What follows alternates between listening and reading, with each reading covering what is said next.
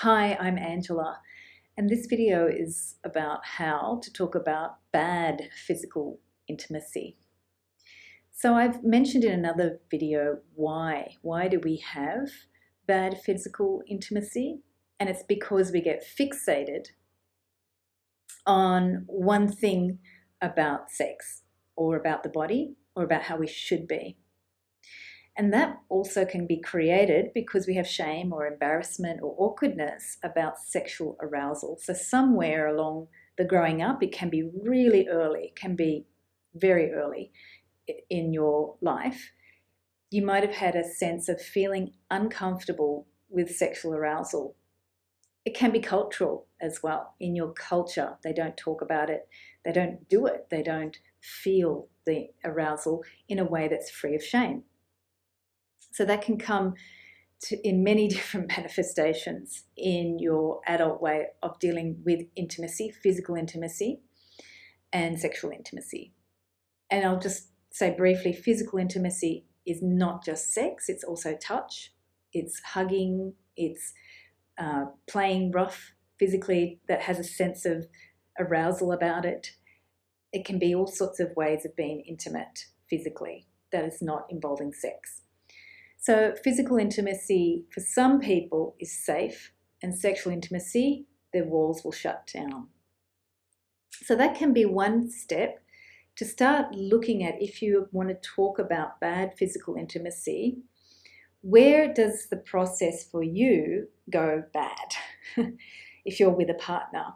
And this video is more tailored for people who are in a partnership, not just casual sex.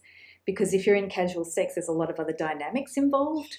But if you're with a partner and the intimacy is bad, you need to start looking at where does it go bad for you. For some people, it may be they actually don't have enough of the physical intimacy, the hand holding, the hugging, the part where you feel like you can do things creatively with the person, or that you've actually got a good dynamic physically. Some partners, their dynamic is off and there's something not quite clicking. And that may mean you need to get help. You need to have practice and exercises by a facilitator that can actually take you into areas to explore that, because that's really easy. That part where it's not involving the sex is easy to find contexts where you can be playful, like a massage class, like yoga classes that can bring in some contact, or just yoga that allows you to experience your bodies together in a space where you're not just focusing on sex. Sexual intimacy, where there's a sex bit, is harder to discuss because people usually are not verbalizing when they're having sex. They're in that mode. It's a different physical mode in the body. It's when the thing is on and it's on. And some people shut down there. So bad physical intimacy when it comes to sex is very hard to find ways to talk about. So I'm going to give, this is a short video for a large condition that has many, many, many different unique situations. But some of the first things to notice is if you're fine with the hugging and the touching and the other stuff, and it's just a sex, then you can follow the strategy I share on talking about the sexual stuff that's not working.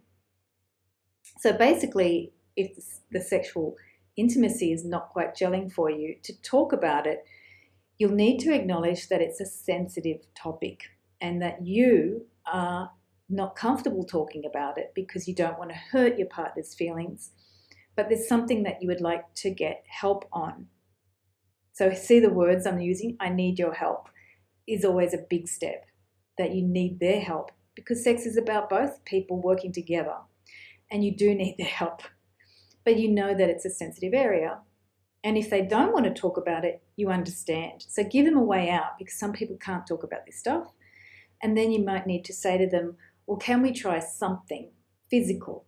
Because if someone can't talk, they always can try something physical, and it can be more along the physical intimacy spectrum, which is like the massage class or holding or watching some sort of tantra video if that works for you. Something that actually makes you feel like, well, we can do something else than talking. So for those of you with a partner that can talk about it, it's one of the strategies I've found that's really good for not going into the head, because that's when judgment comes in and the other person freaks out like a deer in the headlights, is to have some physical contact as you're talking. So it's to actually just sort of touch the person in a way that's authentic. People can offer you all sorts of positions, like some people do knee-to-knee touch. So you're sitting on chairs opposite each other and you do knee-to-knee. Some couples, it will be more like a hold, and sometimes it's just holding the hand. Sometimes it's about eye contact. Some eye contact is too much.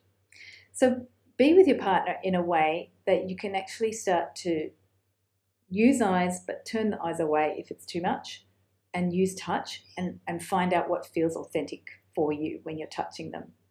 And then start to verbalize that, again, you don't feel confident about this topic because you need them to help you and you're concerned about their feelings and yours as well, but you really want them to help you, and then start to say, this is what I'm experiencing.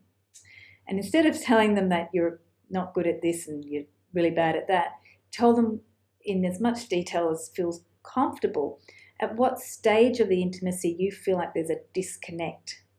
So I mentioned before the hugging and the other situations of close touch, but if you can get to the point where you feel there's a disconnect, because sometimes, and this is not always the case, sometimes it's actually you that has a problem connecting. Maybe you're still in your head.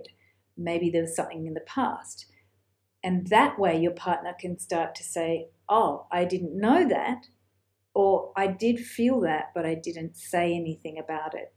And that's when I'm finding fascinating, when we actually get to the micro level of where the disconnect happens, you'll actually open up emotionally with each other naturally. It's when we don't talk about the disconnect that the problem sustains.